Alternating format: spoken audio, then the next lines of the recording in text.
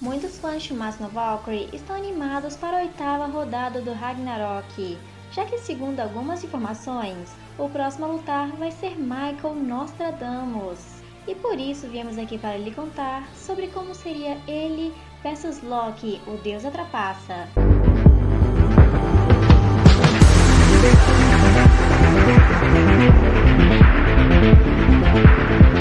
Para saber como vai ser a sua possível luta no Ragnarok do Coringa versus a Trapaça, veremos agora um pouco de sua origem, de um dos dois lados de cada vez, e também para ver as boas chances que tem de ocorrer graças às suas semelhanças, que foram mostradas muitas vezes durante toda a obra.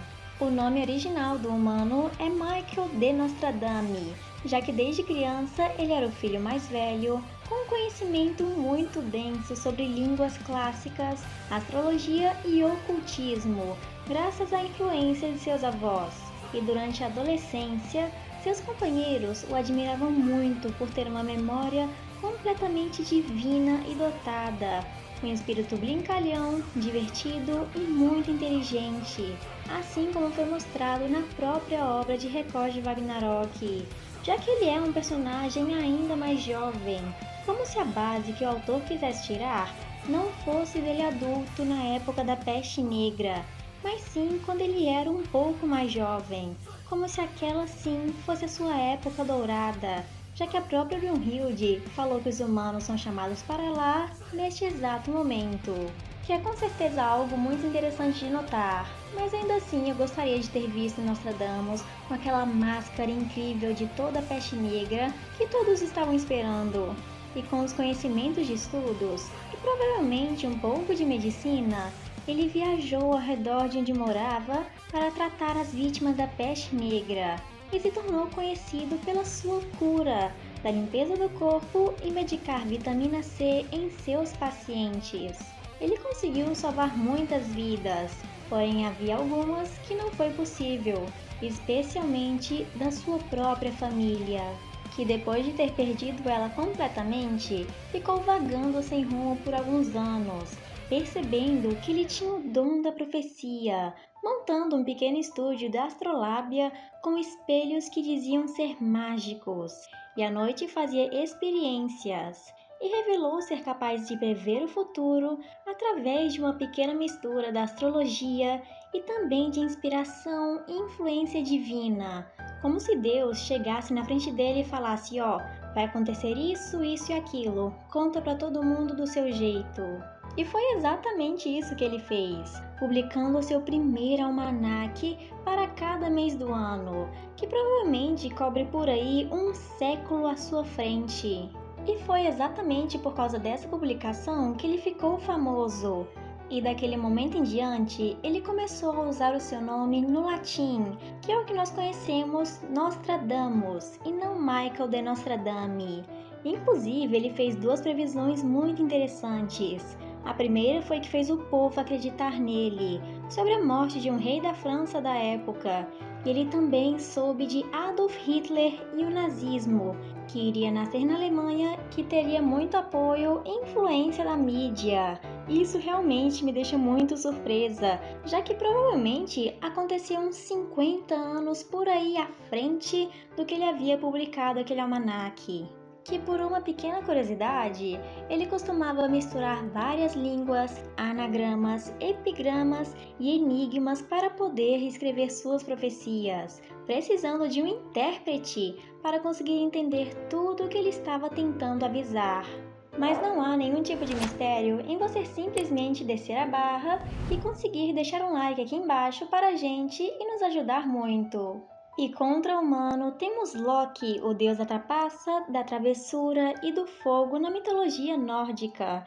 Ligado à magia, ele pode se transfigurar no que ele quiser e no que bem entender, sendo considerado como um símbolo ruim e da maldade, sendo um causador de problemas, sempre dando vantagem para os deuses, mesmo que fosse algo ruim.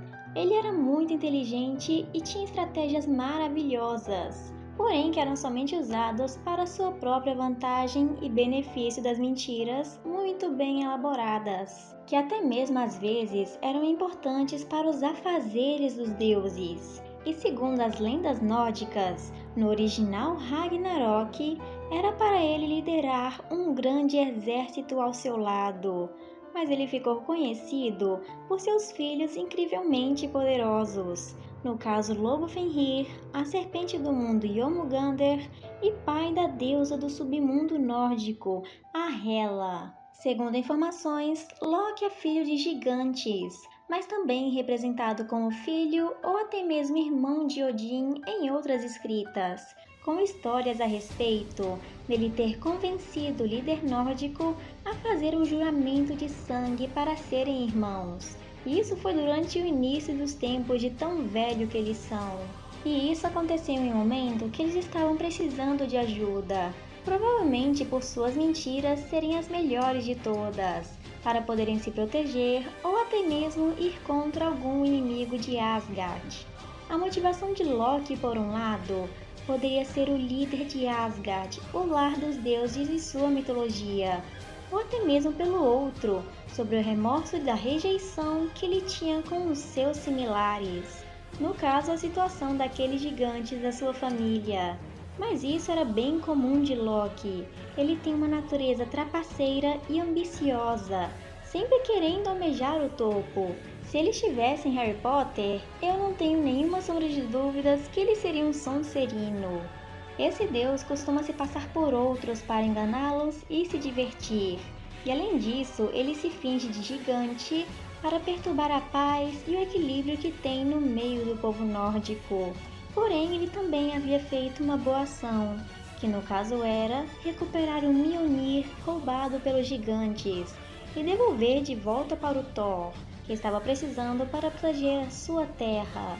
O que demonstra que mesmo ele sendo um símbolo da maldade em sua mitologia, ele não é alguém assim tão maléfico e ruim. E se levar isso em conta durante uma batalha do Ragnarok, fica meio complicado imaginar os dois juntos. Porém, isso fica mais simples de relacionar quando se toma base no próprio mangá.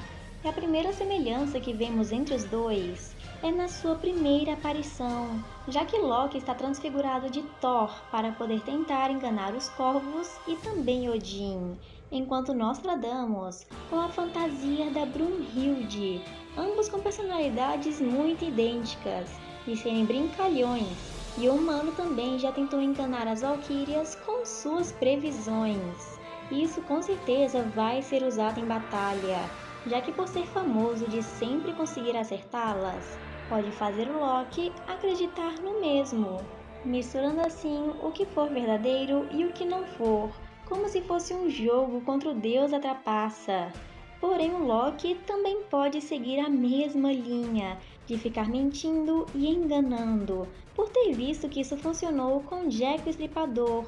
Seria praticamente uma luta para ver quem mente melhor.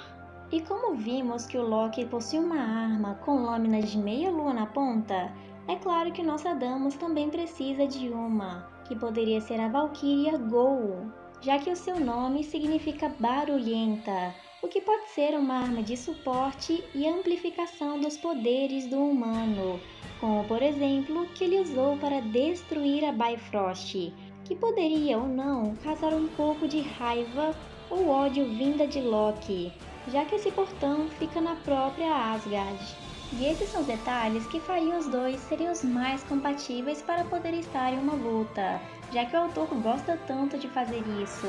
Mas e vocês? Com quem vocês acham que o Nostradamus vai contra? Ou até mesmo o Loki também? Mas antes disso, já se inscreva no canal e ative o sininho, para vocês ficarem sempre alertas do próximo lançamento.